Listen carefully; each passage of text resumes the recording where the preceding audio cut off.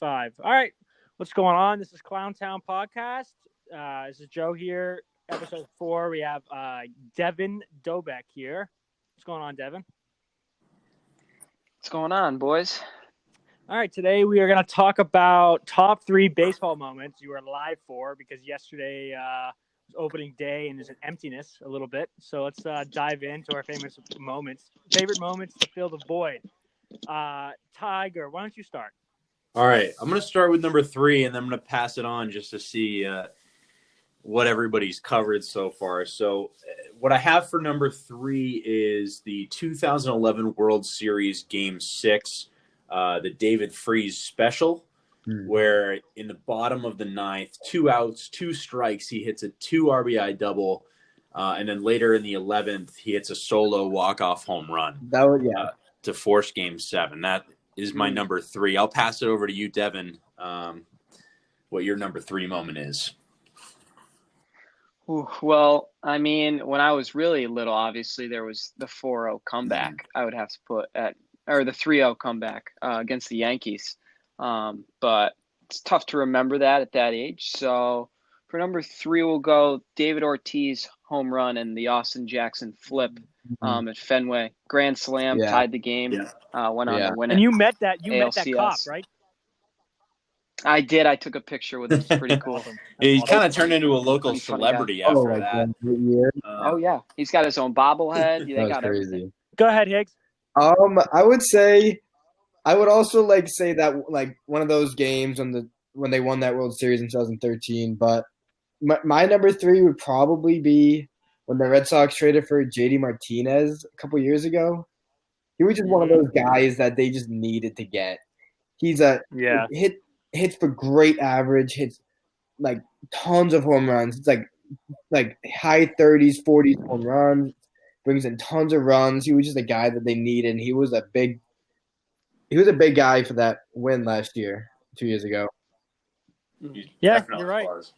Yeah, that was a great pickup for them. Yeah, huge. What do you got, Joey? For me, my 3rd, I'm gonna say Derek Jeter hitting the walk-off double in his last game.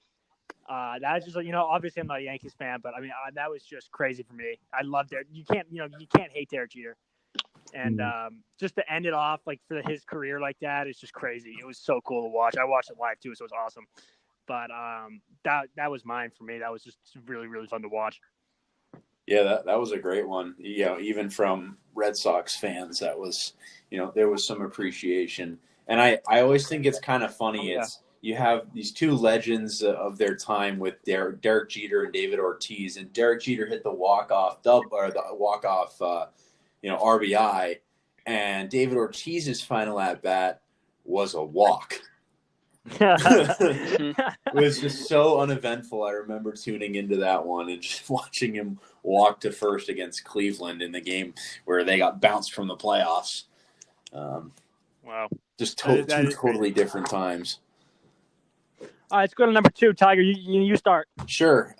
So the second one for me was the Cubs winning the World Series in 2016. And again, I'm not a Cubs fan, but I can appreciate over 100 years of not winning a championship and just watching these grown adults cry. They're so old, a bunch of them are nearing the end and they're crying because the baseball team won. And just seeing that really just kind of puts into perspective what baseball can mean to some people in some communities. Yeah, that was crazy to see. I was just scrolling through Instagram like right after they won, and it was just like video after video, just like like you said, Tiger, like very old people, but because they're just waiting their entire lives to see that. So yeah, that was really cool to watch.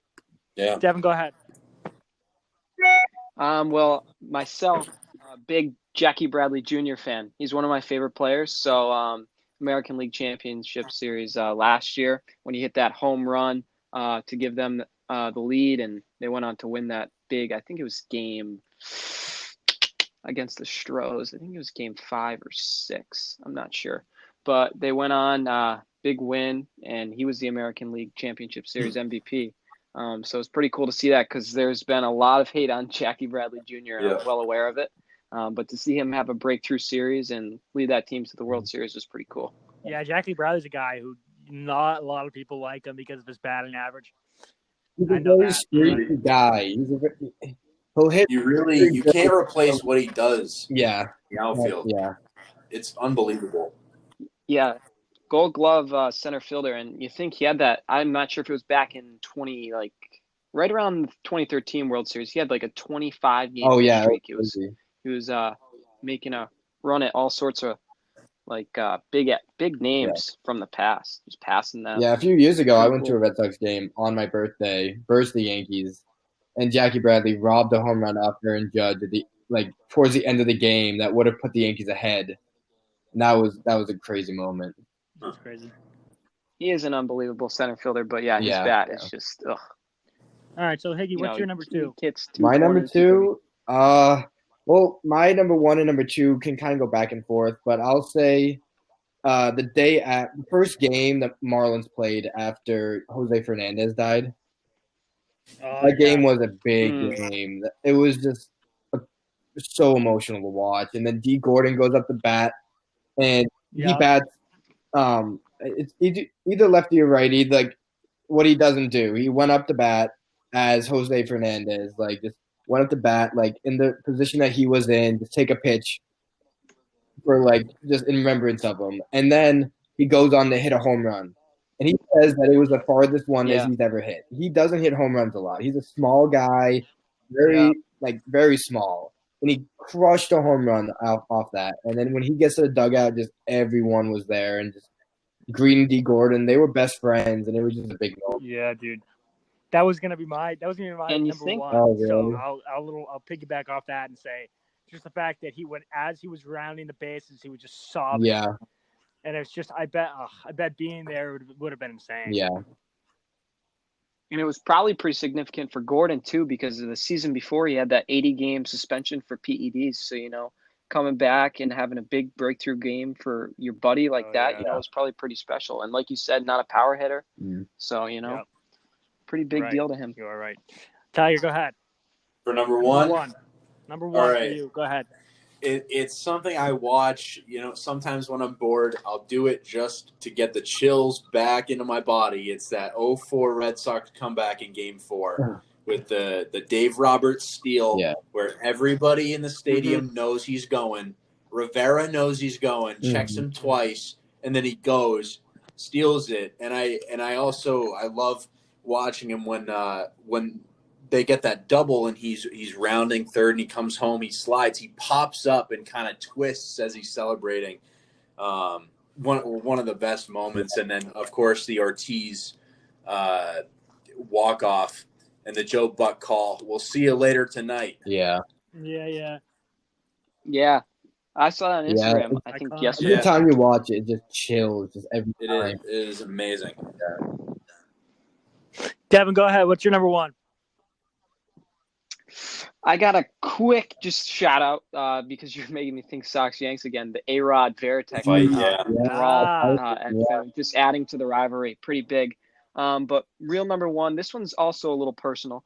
So I'm sure, I don't know, maybe you guys have, maybe you haven't. Davon Diaz, shortstop for the Marlins. He hit a home run while his dad was being interviewed at the Marlins game last season, and his dad's reaction. Just freaking out as they were interviewing him, as his son hit his. That was his first hit, and it was a home run. It was a rookie too, right? That was his first hit. Wow. Yeah, and they were actually my coaches, so it was pretty cool. I played for his dad, the guy that was getting interviewed, and I actually played catch with Isan back when he was playing at Central High School, which is right next to my town. Sick. So yeah, it was pretty cool to see that, and I was pretty happy for him. And it was all over Sports Center. It was like, we know that guy. So that was he was your coach? Yeah, he was.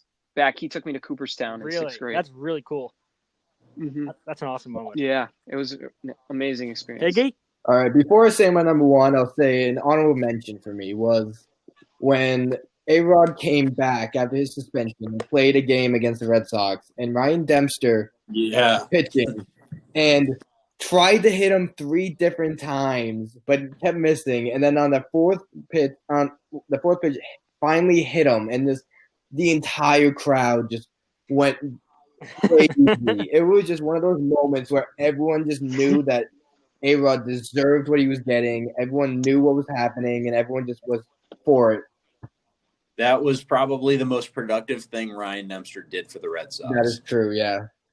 All right, but for my number one, it has to be David Ortiz's speech after the Boston bombing. Oh, yeah. You're taking it. You're taking mine. Or Salamakia and oh yeah, there's no way it cannot be one of the most memorable moments. Like, he just goes out there and just speaks his mind, doesn't care what anyone thinks. Just no one's gonna stop him from what he wants to say. He just he's not gonna get by that. And just brings the entire community together. And then they end up winning that season, and it's just a crazy year.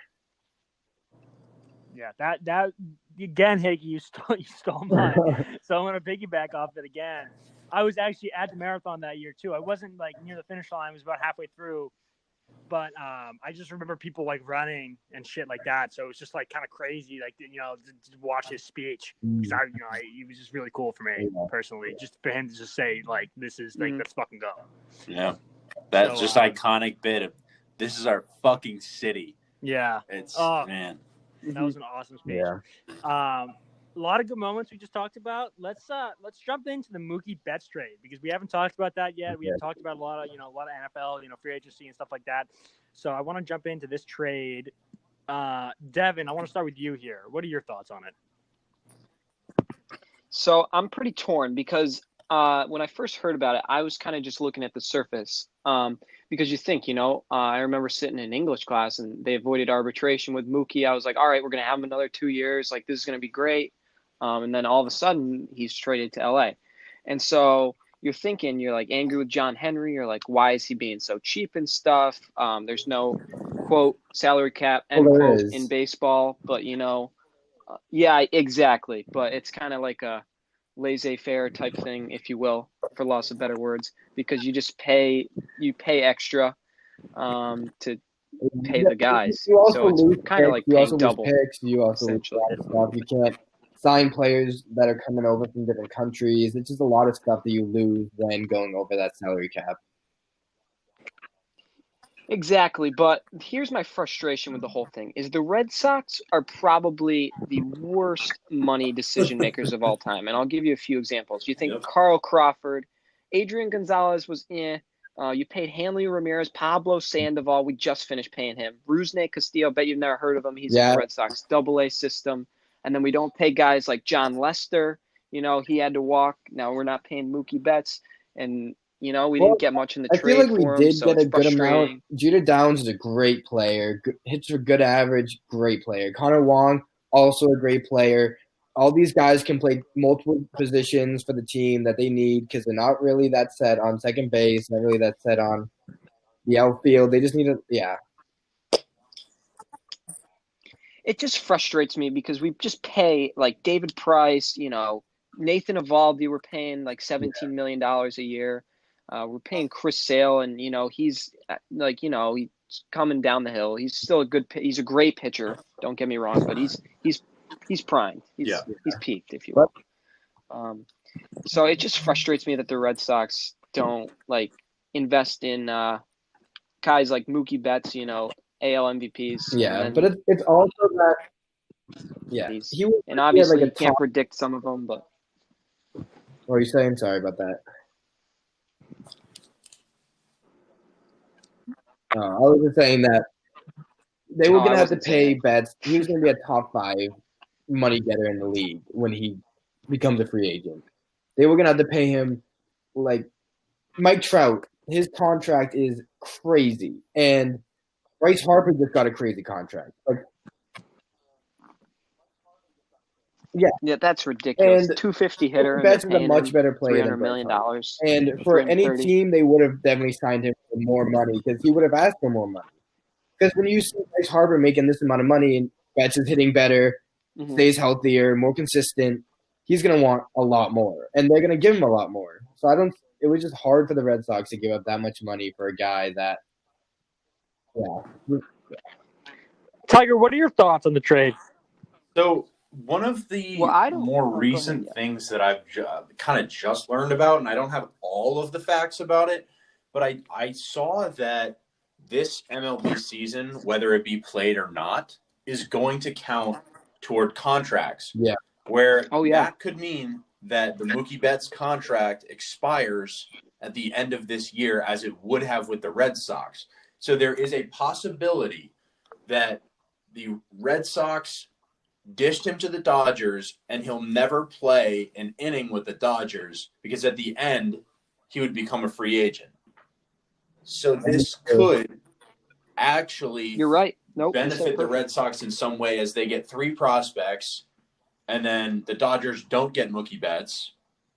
And then, I mean, of course, the David Price contract is still a lot that we're paying. So, yes, there is there. But he may never play for the Dodgers. Yeah, that's true. 10th highest in baseball, you said? And then the Red Sox are paying? Yeah, David Price. Yeah, and that's the other thing. How is LA affording all these guys? You think their team is all-stars. You think Cody Bellinger, there are all Justin a lot Turner, of guys that are young. David Price now, Mookie Betts. Contracts too. I know I'm Max Muncy. So they're not paying them as much as other teams paying all these veteran guys for a ton of money. Yeah. And then like Kershaw and stuff. You know, it just boggles my mind how they can have so much. But yeah, it's just how it works, unfortunately. And I guess they deserve it after the 2 World Series. All right, anyone else have any points? Anything else? I think I'm all set. I don't really know. I was reading stuff a while ago about not to do with Mookie Betts or anything, just about the Red Sox and stuff like that. That they were thinking of trading with the Padres for Wil Myers and a few other players. And I thought that would have been a great trade. I don't know why they didn't do it. They weren't going to have to give up a lot. It was basically just taking Wil Myers' contract plus 1 or 2 just like lower the line prospects to the Padres for Wil Myers, Cal Quantrill, who's an okay pitcher, but he's the guy that the Red Sox need because they only have really 4 pitchers right now.